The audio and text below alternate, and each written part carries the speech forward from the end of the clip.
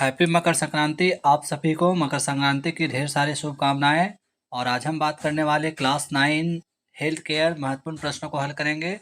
कुल 30 प्रश्नों को हल करेंगे, जिसमें से प्रश्न संख्या 1 कह रहा है कि एक वयस्कों के लिए प्रतिदिन पानी की अनुशंसित मात्रा क्या है। मतलब एक वयस्क व्यक्ति को प्रतिदिन पानी की कितनी मात्रा लेनी चाहिए।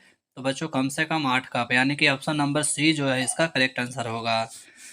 अब हम प्रश्न संख्या 2 की ओर चलते हैं। प्रश्न संख्या 2 कह रहा है कि कौन सा पोषक तत्व शरीर के ऊतकों के निर्माण और मरम्मत के लिए जिम्मेदार है।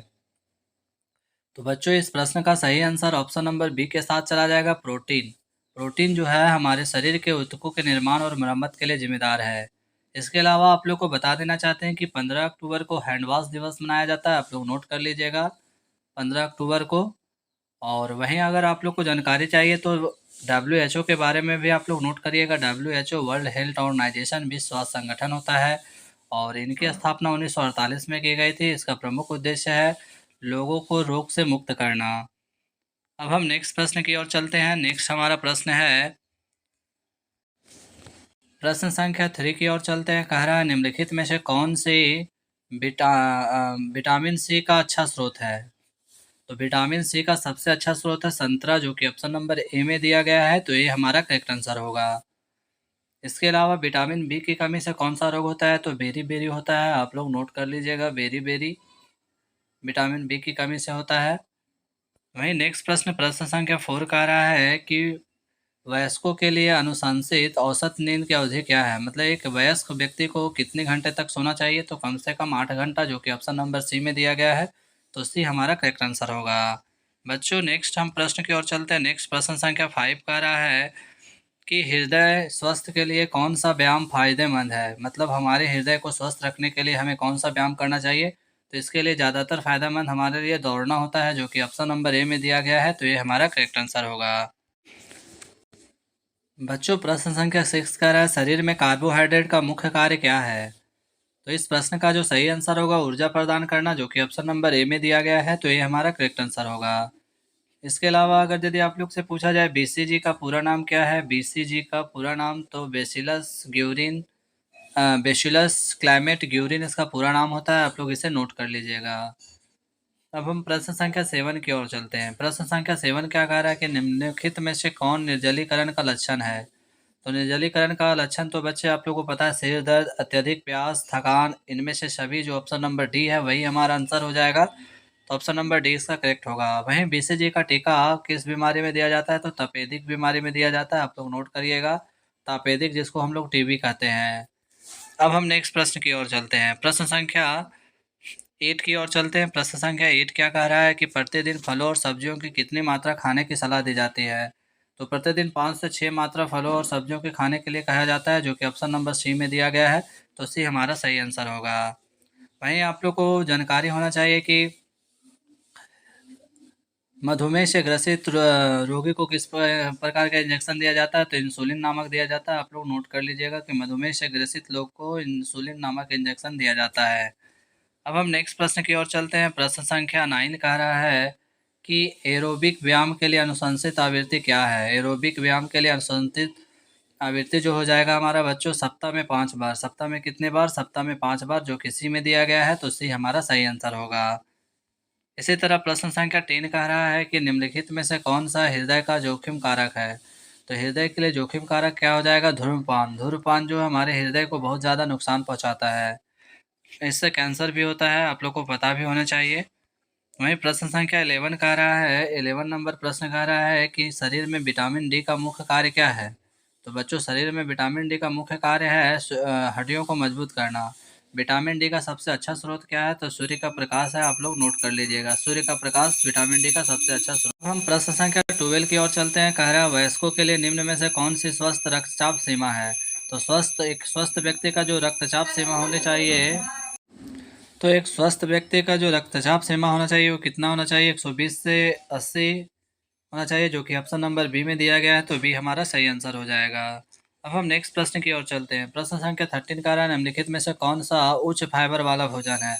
तो उच्च फाइबर वाला भोजन हमारा दलिया यानी कि दालें आ जाती है, जो कि ऑप्शन नंबर सी में दिया। अब हम प्रश्न संख्या 14 की ओर चलते हैं। कह रहा है दांत ब्रश करने के लिए अनुशंसित अवधि क्या होनी चाहिए, मतलब हमें जो दांत सफाई करते हैं उसे कितने देर करनी चाहिए, तो 2 मिनट, यानी कि ऑप्शन नंबर सी के साथ चला जाएगा, तो सी हमारा करेक्ट आंसर होगा। प्रश्न संख्या 15 का रहा, निम्नलिखित में से कौन सा सामान्य सर्दी का लक्षण है, तो आप लोग को पता है कि सामान्य सर्दी का जो लक्षण हो जाएगा खांसी, बुखार, चकत्ते, पेट दर्द, तो इन सभी में से सबसे जो हमारा इंपॉर्टेंट है वो क्या है, खांसी। ये हमारा क्या है, सामान्य सर्दी का लक्षण है, जो कि ऑप्शन नंबर ए में दिया गया है, तो ये हमारा करेक्ट आंसर होगा।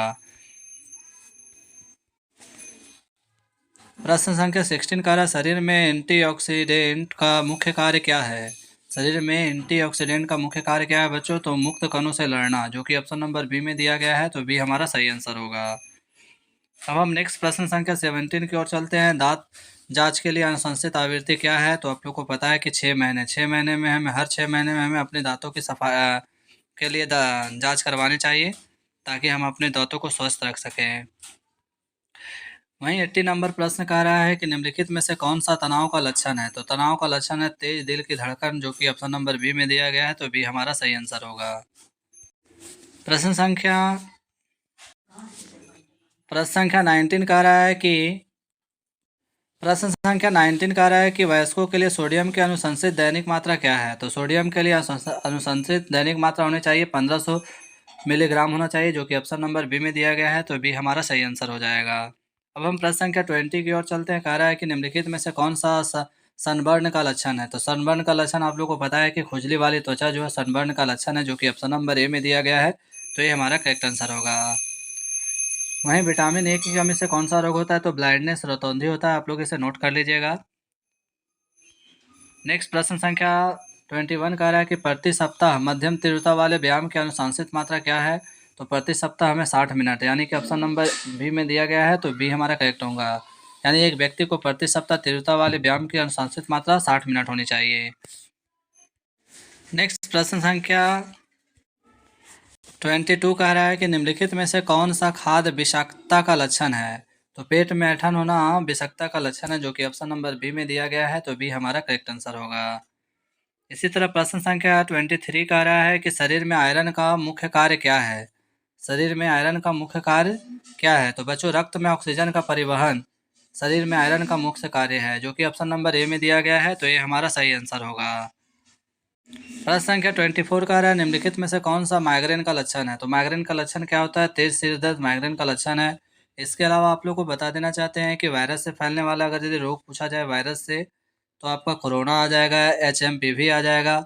वहीं अगर यदि HMPV के बारे में आप लोग से पूछे HMPV वायरस क्या है, तो ये एक सामान्य यानी कि श्वसन और हमारे फेफड़े को प्रभावित करने वाला वायरस है, और कोरोना के समान ही है। और सबसे पहले इसकी शुरुआत 2001 ईस्वी में कहाँ पे देखा गया था, तो नीदरलैंड में देखा गया था। आगे प्रश्न संख्या 25 क्या कह रहा है कि अतिरिक्त चीनी के सेवन की अनुशंसित दैनिक सीमा क्या है, तो हमें प्रतिदिन कितना अनुशंसित चीनी का प्रयोग करना चाहिए, 50 ग्राम, जो कि ऑप्शन नंबर सी में दिया गया है, तो सी हमारा करेक्ट आंसर होगा। इसी तरह प्रश्न संख्या 26 कह रहा है कि निम्नलिखित में से कौन सा एलर्जी प्रतिक्रिया का लक्षण है, तो आंखों से पानी आना एलर्जी प्रतिक्रिया का लक्षण है, जो कि ऑप्शन नंबर बी में दिया गया है, तो बी हमारा सही आंसर हो जाएगा। वहीं आप लोग को बता दें विटामिन डी की कमी से कौन सा रोग होता है, तो रिकेटस होता है, जो कि आप लोग को पता होना चाहिए। इसके अलावा दूषित जल पीने से कौन सा रोग होता है, दूषित पानी से कौन सा रोग होता है, तो हैजा और टाइफाइड होता है, आप लोग इसे नोट कर लीजिएगा। अब हम नेक्स्ट प्रश्न की ओर चलते हैं। 27 नंबर प्रश्न कर रहा है स्तन स्व परीक्षण के लिए अनुशंसित आवृत्ति क्या है, तो आप लोग को पता होना चाहिए मासिक, जो कि ऑप्शन नंबर ए में दिया गया है, तो ये हमारा करेक्ट आंसर हो जाएगा।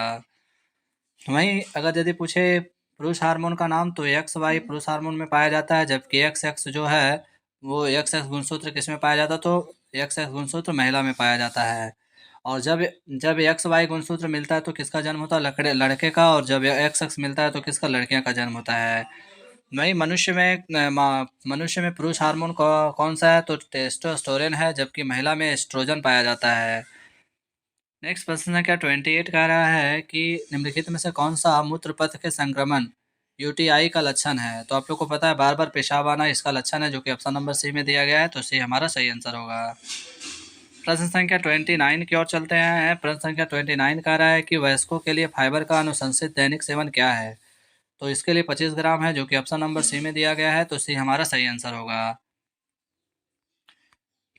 प्रश्न संख्या 29 कह रहा है कि वयस्कों के लिए फाइबर के अनुशंसित दैनिक सेवन क्या है। इस प्रश्न को हमने अभी किए थे। तो अब हम लास्ट और अंतिम हमारा 30 नंबर प्रश्न कह रहा है, निम्नलिखित में से कौन सा चिंता का लक्षण है।